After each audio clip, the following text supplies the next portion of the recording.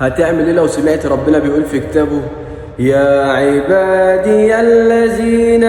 آمنوا